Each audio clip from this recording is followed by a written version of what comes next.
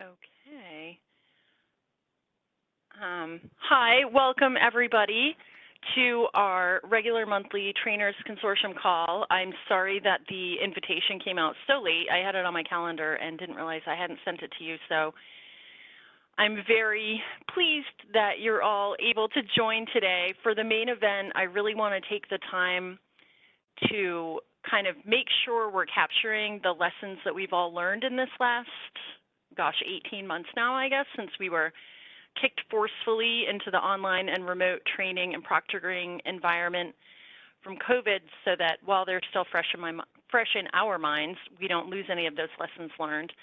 But before that, let's go ahead and get updates from our network partners.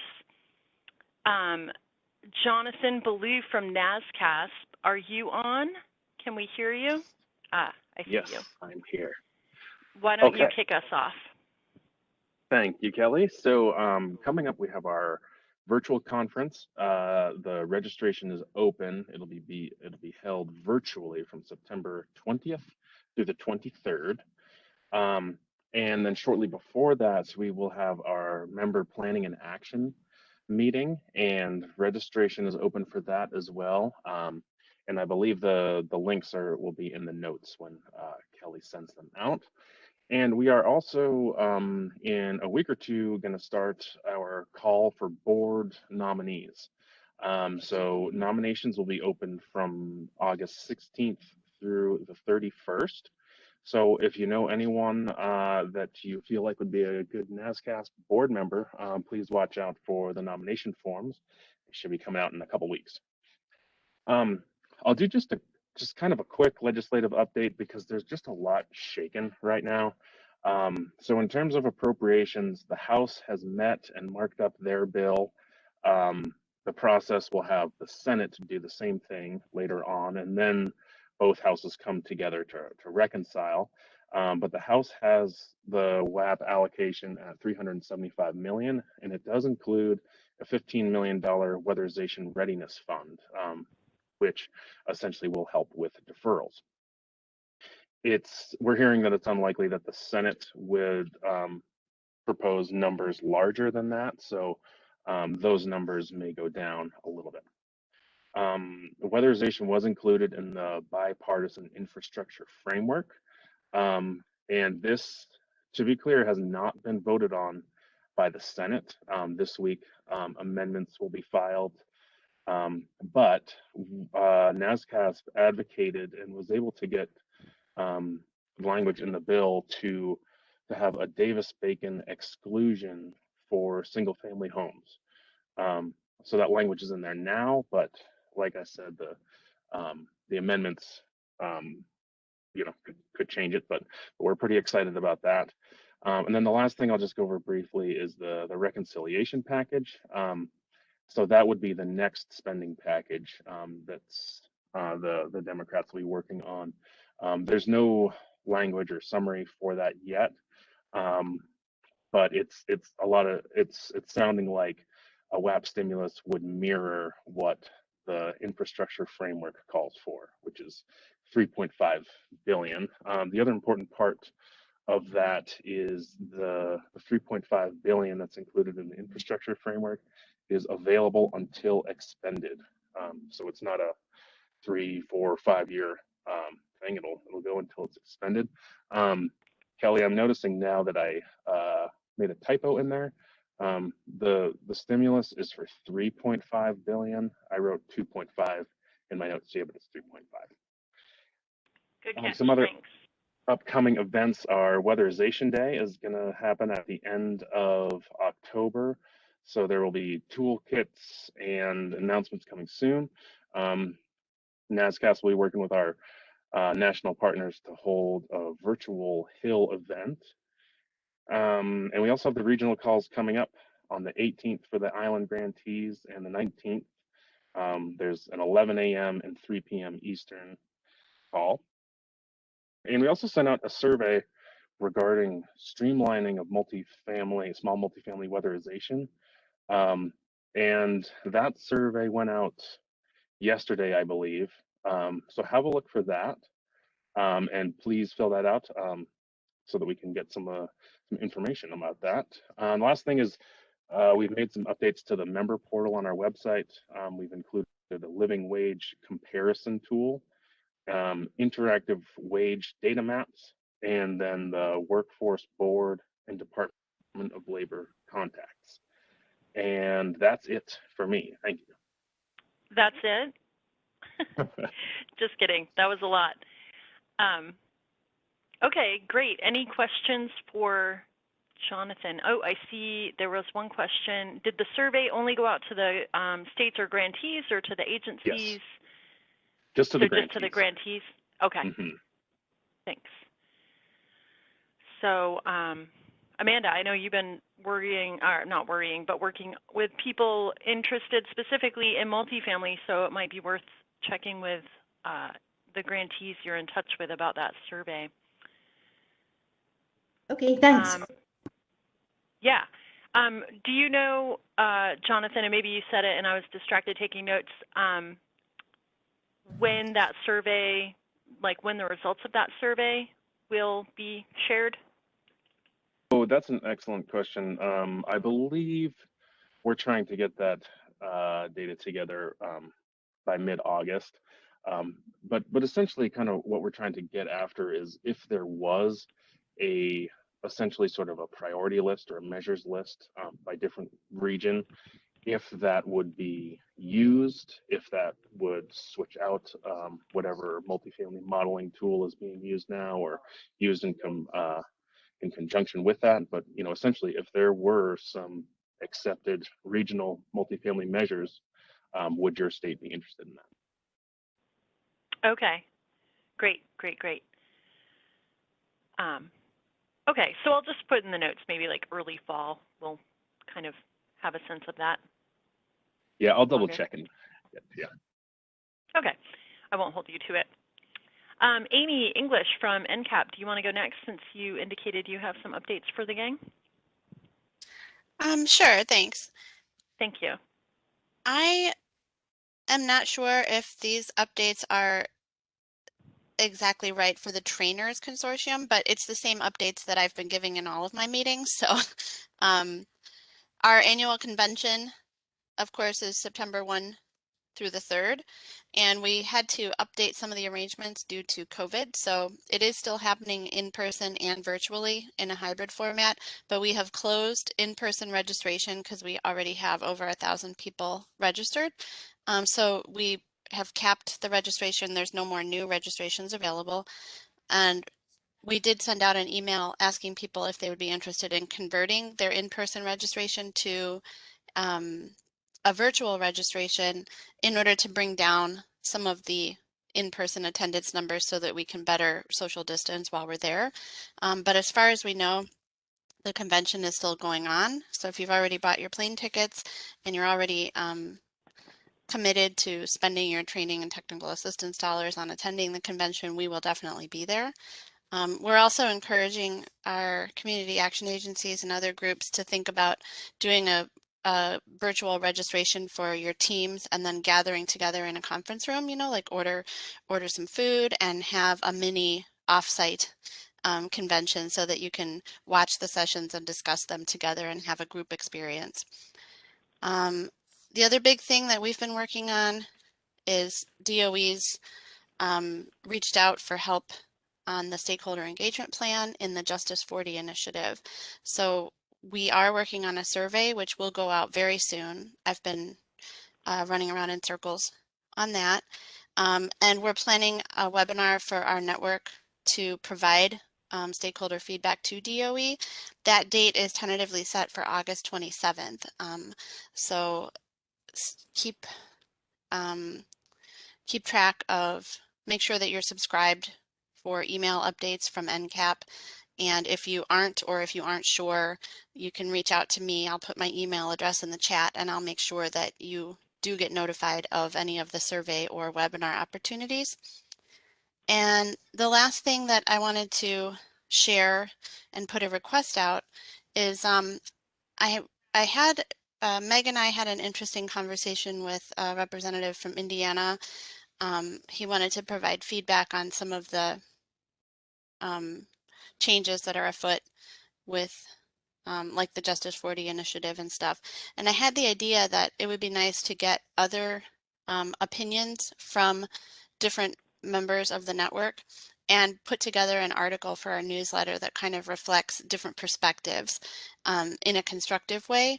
And so if anybody has opinions that they'd like to share on things like the Justice 40 initiative or any of the new spending that's coming down, if you could send me an email, I could work with you to work it into an article. I'm kind of excited about that idea because I like the idea of highlighting individual voices, and I think it would do a lot to move the conversation forward. So I will put my email address in the chat, and I can be done talking unless anybody has a question. Maybe, Amy, just one question. In addition to the Justice 40, you said other new spending coming down, but can you just rattle off a few to give people ideas about stuff that they might have? Well, like Jonathan mentioned, there is supposed to be the new Weatherization Readiness Fund, and there are other initiatives that have dollars attached to them. And there's also there's like outside opportunities that could come up with some of the economic development funds that and things that are tied to solar, like the Soul Smart initiative. So really anything that, in terms of the opinion piece, anything that you're hearing about that you have an opinion about, I'd like to know so that I could use that as building blocks to construct some newsletter pieces where there's different takes on a given issue. I will say, I forgot to mention that one of the updates that I did want to provide is our sister entity, the National Community Action Foundation, did provide a set of recommendations to a Senate committee. And that was in the last issue of the newsletter, and that was the piece that sparked some opinion, people reaching out to tell us what they thought about some of those recommendations. One of the things that NCAF recommended was raising the average cost per unit to $18,000. And I know that's one that probably a lot of people have a strong reaction to. Either that seems like a great idea or that seems like a horrible idea, and here's why. So I can throw that out there as an example. Great, thank you. And you'll put your email in the chat for everybody? Yeah. Okay, great. Thanks. Yeah, thank you so much. I'm not seeing anyone from IRAC. Anna is out. Lorjan, are you here? I don't think so. Okay, I'll assume no updates from IRAC. Anyone from BPI on? Any updates? Laying low. Hopefully people are taking lots of vacation this month. I also don't see anyone from, well, NREL will do the eRobot competition.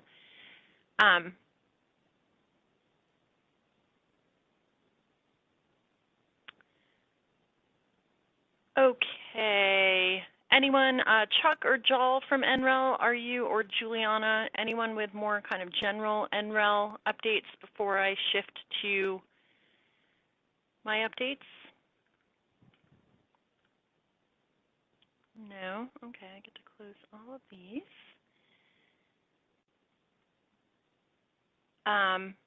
Okay, so my updates, Mary, I'll do my standard ones first, and then we'll go into the eRobot stuff. And then we'll kick into our main event. So I always like to remind everyone of any guidance that has come out since our last call. This month, it seemed like things were coming kind of fast and furious, but when I was looking earlier, it's not really that much that would apply to you all. Basically, 2 of them came out that are the standard, you know, a memo letting everyone know that you can use your training funds to attend the annual conferences that are coming up, which is the National Community Action Partnership annual conference and the NASCASP annual conference. But you're all old hands at this, and you know that the training funds are available for that. The other one is the Memorandum 79, which for any state staff on the call is just a reminder that with a new WAP awards coming in 2022, this is kind of the end of that cycle of being able to carry over funds. So for training providers, this might be an opportunity to find out if anyone that you work with normally has some kind of funds that they're not going to be able to carry over, but maybe they can't put it into regular program operations. Maybe you could help them come up with some other services, training, or working on job aids, or working on a TNTA plan for the coming cycle, whatever it might be. People are going to need to be spending their money, and you can help make sure they're doing it in a really responsible way.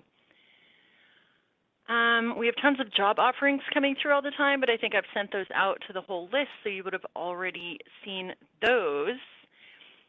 The last exciting update is this e-robot prize competition that's coming up, and I'm always a sucker for a good acronym. So e-robot is Envelope Retrofit Opportunities for Building Optimization Technologies. I think that wins a gold star. It sounds really cool, really exciting. It is essentially a competition that's taking place in 2 phases with the goal of supporting developers of new designs and technologies to help streamline and, Tom, this is right up your alley, streamline and kind of bring robotics into the home performance field. And I know what you're all thinking, but cost effectiveness is part of the design criteria for the judging of the different phases. So it could be really cool to see what they come up with. There are a few different categories, kind of mapping, sensing and inspections, and then like the actual installation. The first round, the phase 1, are announcing 10 design winners, and it's not for nothing. They're each getting $200,000 a piece just for making it to that. And then in phase 2, they're going to partner up and actually bring the designs to life and have a big demonstration day. But Mary, would now be a good time to show that video before I talk about the great. If you demo day? If you click on learn more about this prize, it should go straight to the video. That'll start the video? Okay, let me turn my volume way up on my speakers. Or let me see if this will work. Bear with me, folks. I'm going to try and share multimedia, put this in here. It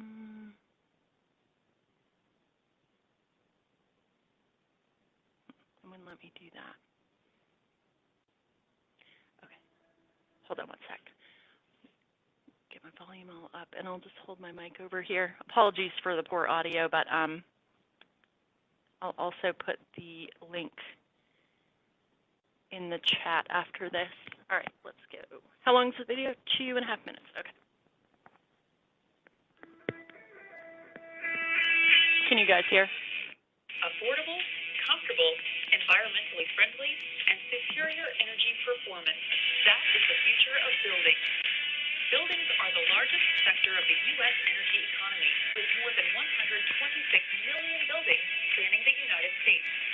They use 74% of our nation's electricity, account for 39% of total energy use, and 35% of CO2 emissions from energy consumption, more than any other sector in America. In terms of energy and climate, buildings present a big challenge. Fortunately, necessity is the mother of invention, and new innovations hold promise for cutting costs and preserving our planet. Available retrofit technologies and approaches could significantly cut an average building's energy use, but only a small portion of existing buildings undergo envelope retrofit. Increasing our envelope retrofit rates and reducing energy use in the existing building stock by just 20% could save up to $80 billion per year in energy bills. But many obstacles stand in the these upgrades. For one, today's envelope retrofit products and processes are not only disruptive to homeowners and building occupants, they can also create health and safety hazards for construction workers who frequently need to access tight spaces. So, how do we deliver envelope improvements with less pain and more gain? Enter the American-made Buildings Prize called eRobot. Launched by the Department of Energy's Building Technologies Office, the eRobot Prize calls on innovators to use robotics to develop minimally invasive, low-cost, and holistic building envelope retrofit solutions. We're counting on you to make retrofits safer, faster, more convenient, and more reliable. This two-phase program provides a total of $5 million in cash prizes and support to competing teams and network partners for solutions that create greater job opportunities, improve safety and efficiency for workers, and reduce building retrofit costs. Have an idea? Join the American-made Buildings Prize eRobot today.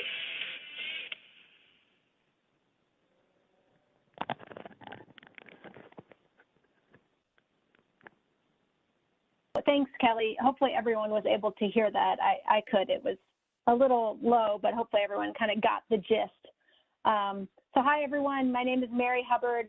I'm with the Department of Energy's Building Technologies Office. We are a sister organization to the Weatherization and Intergovernmental Program Office, which you guys are probably very familiar with. And so we work mostly in the kind of earlier stages than all of you. And advanced, early stage through kind of later stage R&D. We focus on commercializing technologies, early deployment of new technologies.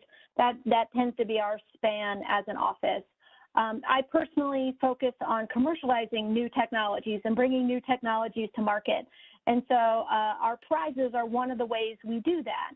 And so this prize in particular focuses on a space that all of you work in every day, right? Is how do we upgrade our existing building stock, and that's everything from attic insulation, vertical walls, right? Those floor bases, et cetera. And we're also including ducting as part of kind of a building envelope, just for points of reference. So as Kelly mentioned, we launched this prize back in November of 2020. We had completed phase 1 of the prize, which was around designs for, how would you actually go about leveraging either existing technologies to do this or modifying technologies to be able to do this. We actually have 10 winners selected. We're waiting right now with bated breath to get the green light to announce that. So hopefully the announcement of winners will be coming here soon, but we're actually already getting started, getting ready for phase 2. And it's actually phase 2 is what I wanted to chat about with all of you today.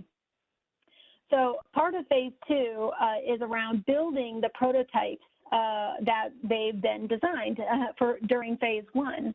And so in phase 2, we'll be, supporting those 10 competitors, helping them to build teams, partner, test their prototypes.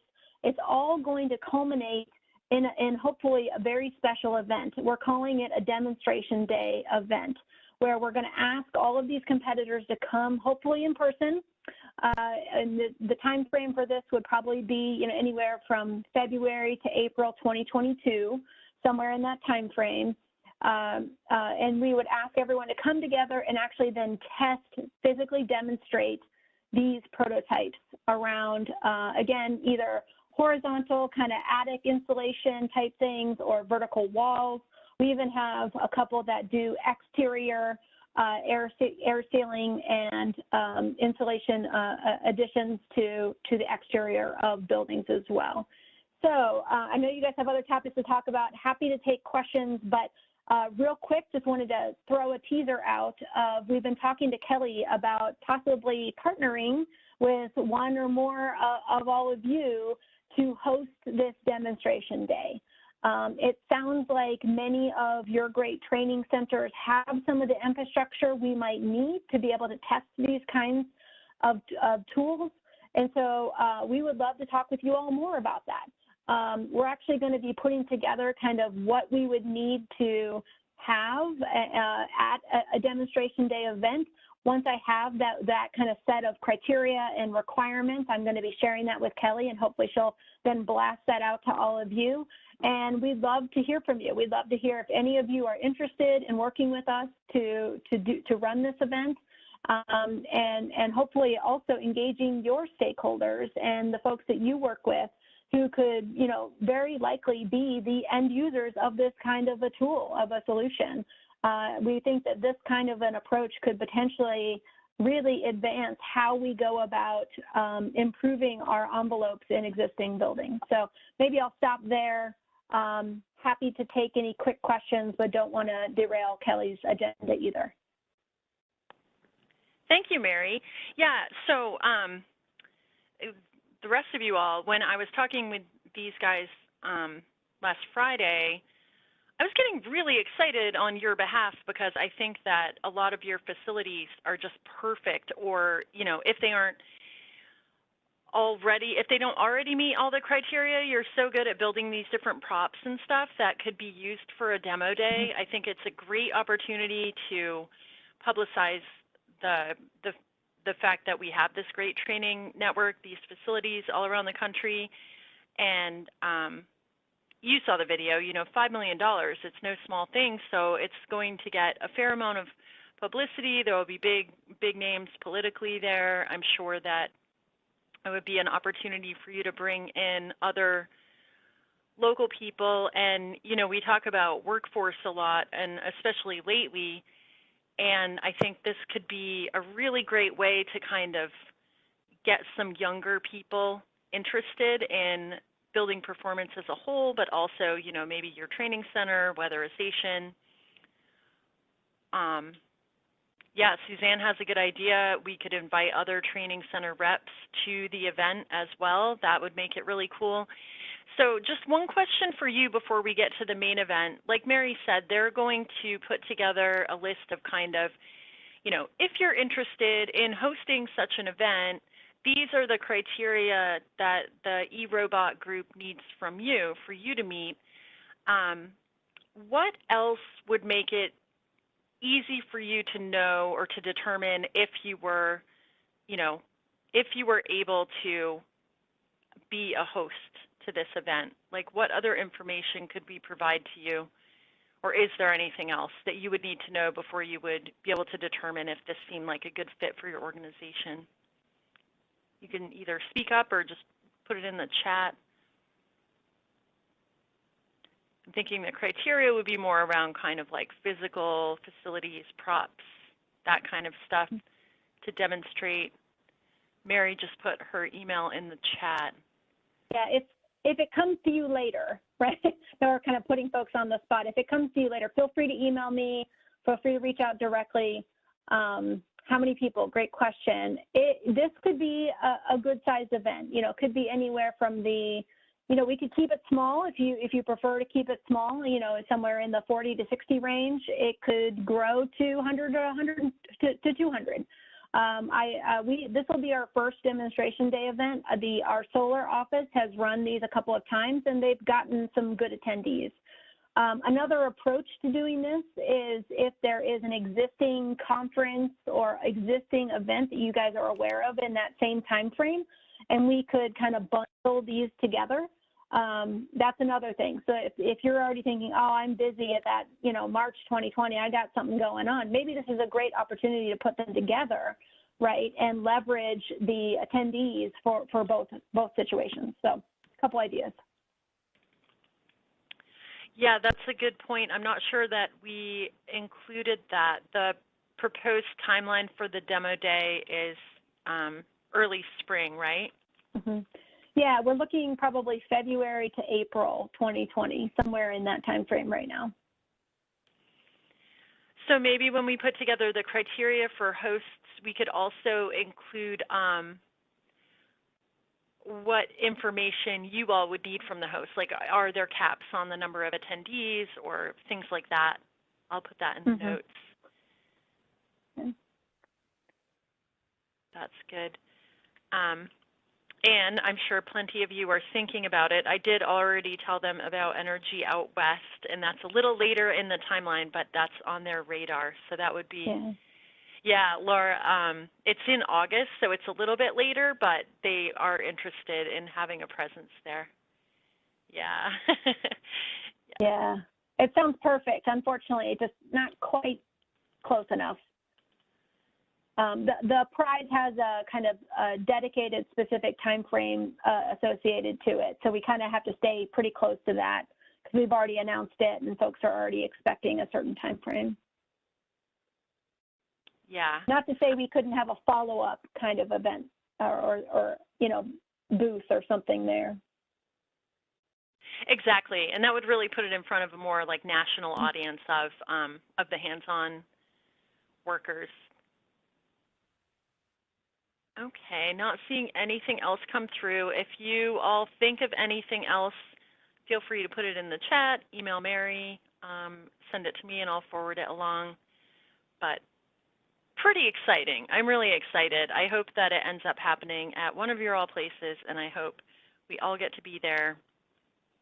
Sounds super cool. And I'll also just add real quick, you know, part of the proposal, we'll be asking you for things, but it's also okay for you to ask us for things, right? So an example of that Kelly asked us, like, would there be any dollars associated with hosting this kind of an event? And the answer is yes, right? That would actually be part of our request back to you is how much do you think it would cost, right, to build this and host this and run this kind of a thing. So don't want to think that that's not included with all this too. Mary flatters me. I did not even think to ask that on your behalf. I just assumed there would never be any money, but there is. So even better, right? Yeah, and they'll help with the logistics and kind of, you know, getting people there. So yeah, really awesome opportunity. I think we'll have more next month, right, Mary, with the more specifics. We'll have some more specifics, absolutely, coming soon. Feel free to reach out, any questions in the meantime. But yes, we will be getting Kelly some more information, hopefully next week. Great. Yeah, and I know, I'm sure a lot of you are, thank you, Mary. I'm going to jump into the main event in a second. I'm sure plenty of you, like me, are aware of the kind of timing issue of, you know, everybody's going to be very stressed out, ramping up. And this is just one more thing, but it's, you know, it's the wave of the future. So I hope we can carve out some space for it. Now to the main event. I did not realize that our updates would take most of the call. So I wanted to just use the rest of the time we have together to talk about virtual training, online training, remote training, and proctoring, if you want to talk about that, and just kind of capture those lessons learned while they're still relatively fresh in our minds, because I know some of you have been doing it for a really long time, but some of us haven't really been doing it that long, and we were kind of forced into this situation.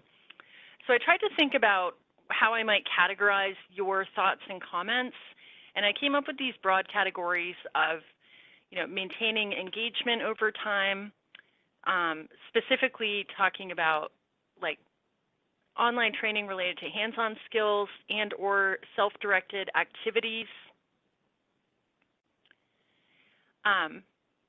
Any kind of technology specific stuff that you wanted to share, whether it's cool tools that you've found, issues that you find with it, ADA compliance, I don't know, maybe computer literacy would go up here. And then just kind of general literacy levels if you're dealing with stuff like that, how you're helping solve it, and then we could have an other category.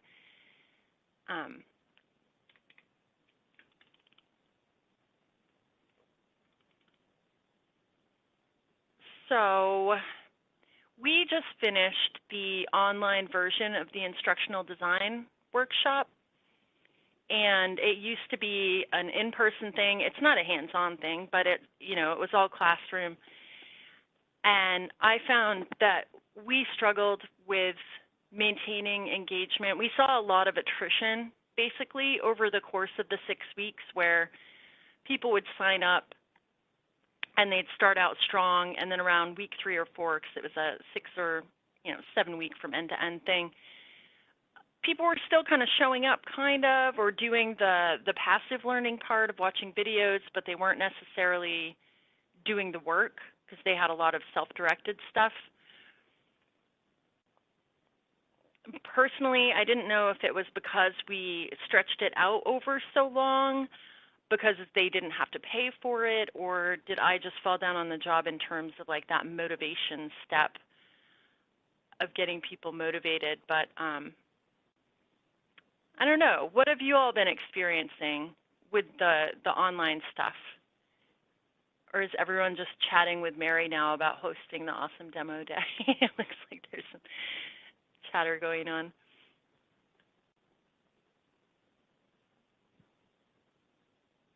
Hey, Kelly, Bill here. I don't have any evidence to point to. It's more anecdotal from watching, but yeah, I think at least stuff I've done in the past, it seemed like 3 weeks was about the threshold, where even if we had like live virtual with or live events virtually with the instructor, at about 3 weeks, the attendance seemed to, or engagement seemed to drop off quite a bit.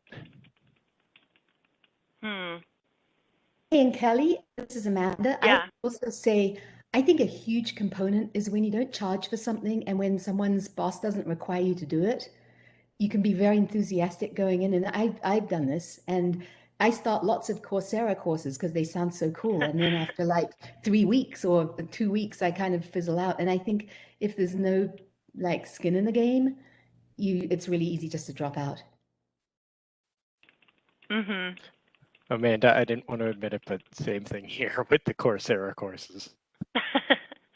I mean, I've even paid for courses and fizzled out. So yeah, I think that, yeah, but it's harder. It's harder when you know that you paid for it. I also saw, I think it was Amy was saying, there's a lot of, especially now, virtual environment fatigue. That's for sure. Yeah, has anyone had any kind of successes or failures, but which led to you learning a lesson in the arena of hands-on skills or other kind of self-directed activities where, you try and let it be more learner-driven? This is Suzanne. We've tried a couple of things. We did where we had a building analyst course. We gave them kind of self-directed activities to do during a larger break period because we didn't want them to have to be, on the screen all day. And a lot of people didn't use the time to complete the activities. And we didn't get the one thing we didn't do a good job of is getting feedback as to why they didn't do the activities. And some of them were as simple as, like complete this worksheet, or others were, go find 3 windows that meet this requirement or something. And then they were supposed to come back and have a conversation, and that kind of made for not a lot of conversation to happen if they didn't do it. And I think it might be part of that what other folks were talking about is they just don't feel compelled to do the activities. They're not part of the score or a part of the pass, so it's not important for me to have to do them, I guess. I don't know. That's a good point. Yeah, I know. I thought of that too about if it's built into, if your employer is sending you to this training, if you don't pass, if you don't do certain things, that's a good motivation right there. Kelly, we have lots of hands-on components put into our online courses where they have to do a specific task, whether it's like for the Healthy Home Evaluator, they have to do a home evaluation as they go through, and also say for Energy Auditor, they have to do some combustion testing and video it and send it in. But it's like we were saying, it's a required part of the course. So they don't get around not doing it. And so we do get everybody doing it. And we even make some of them go back and do it again if they obviously just not even, just not put any time or effort into it. I like the idea of having it be a required component. And we didn't do that. And I think we would do that if we got put in that situation again going forward.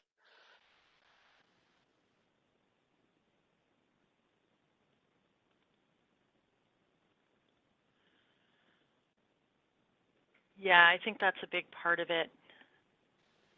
One of the things my trainer noticed, because he's done what we call market-based training for people for building analyst and weatherization training, and it's the folks that pay $1,500 or whatever to come in for a week-long training have a different motivation sometimes than some of the weatherization folks that end up coming in training.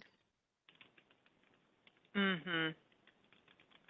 Hey, Suzanne, we have a really opposite of that. Do you really? From the perspective that we get contractors that take building analyst, and I think in their mind, it's just like going to another lead class or an OSHA class, and they expect to just get a pass at the end, and then they're totally thrown that the exam's actually hard. Whereas with energy audit, everyone in the network's heard about like the written exam, and so they actually work hard for it. Huh. That's very interesting.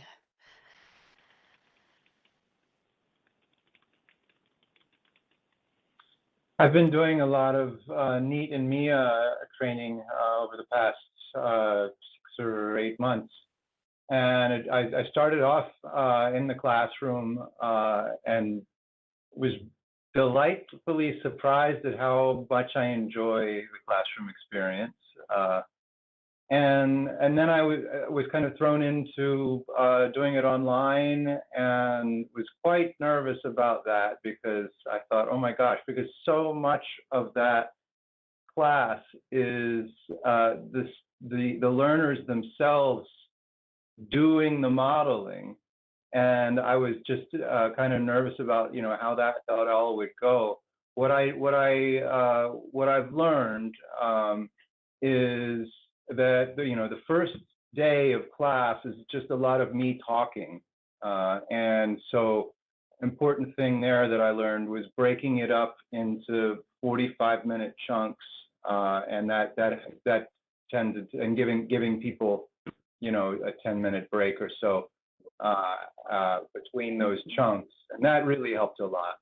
And then the other thing that I learned was making myself available online for the learners as they were doing their modeling to be able to ask questions and for everybody else to be able to hear those kind of questions too. So basically having this Zoom meeting with just me on the Zoom, other people could come in as they needed.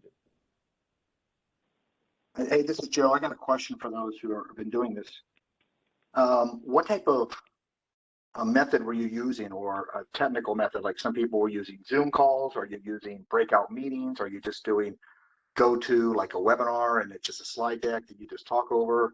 What were some of your unique online approaches that allowed engagement from your audience? Can anybody share some of those? I can come back with some that Kevin and I have, but I just want to hear what other people were using to keep people interested for this type of venue. We did a live in the field testing. So we streamed someone, one of our technicians in a house performing whatever type of test for the participants. And then they sort of had some checkpoint questions they had to get answers to based on the live. And then they were also able to ask questions and there was back and forth feedback. That worked really well. That sounds cool. Yeah, thanks.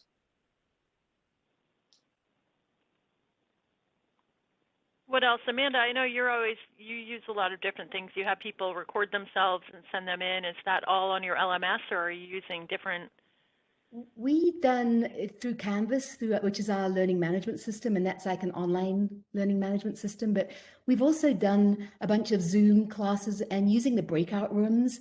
Like we did one which was a 3-day class, or I ended up being 2.5, and we ended up doing every 40 minutes at the most, or maybe even half an hour, doing a breakout room for 10 minutes where we just broke people into small groups to discuss something that had been happening, you know, discussed, just to give them a break, and then using some poll features, but mostly the breakout rooms were great. So this, Joe, I'll share something that Kevin found and we do now as part of the live remote training, is we use Google Slide Deck, and we leave it open to everybody. Like, we're not showing it as a slide deck and we just talk over it, that they actually can, you know, interact with it. Sometimes that could be catastrophic, but usually it's not. And that allows them to fill in stuff so they can sign in on the page. You can ask questions and they all can answer in their own column, in their own area. They all figure out how to do it. It's very engaging, as well as when you're done, they can download the entire deck and they can see what had happened. And if there's a picture you want to zoom in for an exercise, you can do that. So we found it to be a much more open yet risky venue.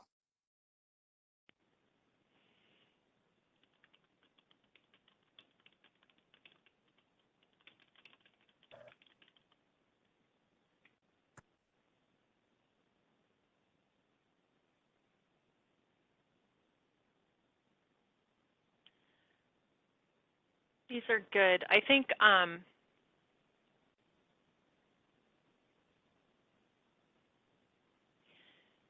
for our ISD course, I really discounted the importance of the technology. Like, I thought, oh, you know, you can do it with Google Groups and a spreadsheet, and that's all you need. But you really, being able to break out into those small groups, I found anyway, is a game changer. If you have any more than, I don't know, like a dozen people, you want to be able to break up into small groups to, like you said, just give them that break. The one thing I learned with your group, Kelly, was that getting people to upload an assignment that is able to be shared and other people could read it or make comments on it. You guys started off with just, you know, whatever method you like is good, but we realized at the end that no, you need a structured method with instructions if they have not used Google Docs or whatever method that is, for people to follow so that everybody can see their assignments and comment and, you know that they actually were uploaded so you could see them. So I think there was some learning curve as to open technology is just too broad for a group. Oh, for sure. Yeah. Yeah, that was a huge learning curve because, you know, we want to respect the adult learner and let them use what they're comfortable with, but we definitely saw a huge change.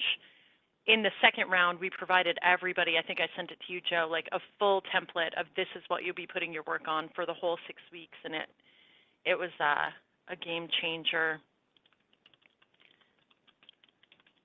One other important thing that I should mention, we as a policy at CHP require all of our learners to have a webcam and to use it. It makes such a big difference. You're the only one using your webcam right now. Kelly, discussing technology issues, though. I mean, just today, for example, Evelyn, who works with me, had to spend maybe 40 minutes on a Zoom call with someone who didn't know how to cut and paste their name and their password into the learning management system, where they didn't know how to cut and paste. So oh no, there's a lot of people who, I mean, there's obviously loads of people who just Zoom through technology, but there's still a lot of people out there who have a lot of struggles with it. Yeah, Amanda, I'd like to follow up on that. You know, I think that we make an assumption that a lot of people do have access to computers as a part of their daily work toolbox. And when we're asking them to participate in a class using a computer, and then being able to log into Zoom and then log into an LMS and then show their face to strangers over a camera, and to ask them to participate over a Zoom session or something, we're really pushing a lot of comfort zone boundaries. And I think that's been an obstacle we're continually trying to work against. I mean, some people are attending classes just looking through an iPhone or something, and that's okay for 20 minutes. But when you talk about, multiple days of training, it can really lead to a lot of fatigue and kind of hibernation and siloing. Yeah, Joe, I totally agree with your statement. In fact, the reason you're doing these remote classes is because they can't come to a classroom due to, the conditions today. So some people were in their bedroom, doing this call, and to ask them to turn on their video camera so you could see their dirty laundry is a little difficult. So I think that there must be some sensitivity, as you said, as to where are they, what's going on. Do they have kids bouncing all over them? That as long as they're muted, I can't see that. It doesn't interfere with really the class as long as they can do their best to get through it under their circumstances. Yeah. It's also interesting discussion point that I think in an online class, you really start to see, like I say, if it's a Zoom class, people drop off in their interest. But I actually think that happens in in-person classes too, but it's not quite as obvious. And anything that goes on for a couple of hours, I think half the in-person classes checked out, but we sort of tend to notice it more in a Zoom class, or at least we attribute it more in a Zoom class, maybe.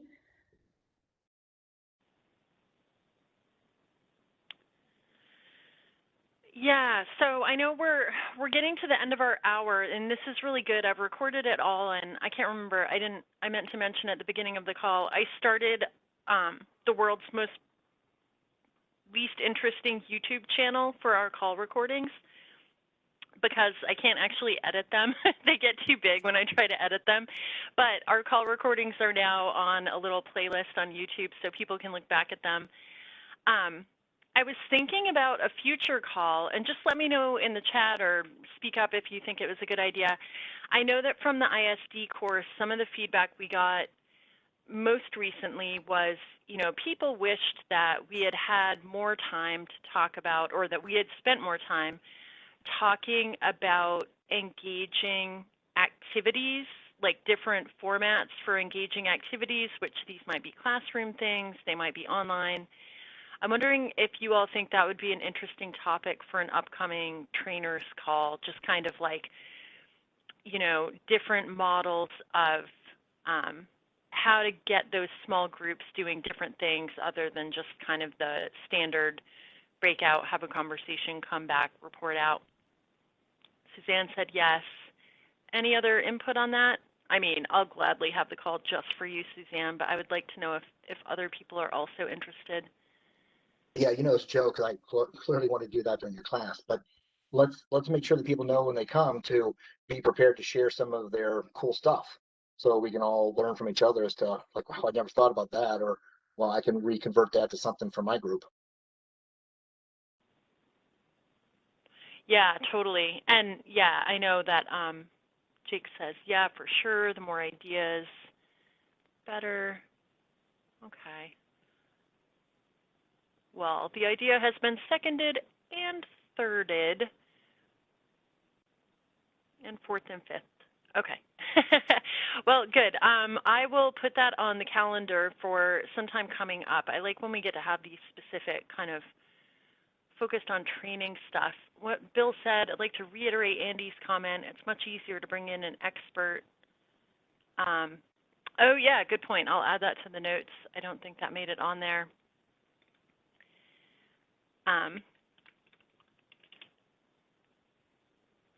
Thanks, Bill. Okay, well, we're at the top of the hour. Any final words from anyone, or should we just sign off? And I will see you next month, and I promise to send the invite out earlier to get it on your calendar.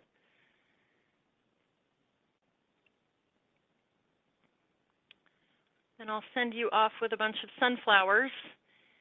Have a wonderful August, everyone. Thanks for making the time today on such short notice. I'm really glad to see you all in this virtual world, and I will talk to you next month, if not before then. Thanks, Kelly. You're very welcome. Bye. Thanks, guys. Nice job. Thank you. Bye.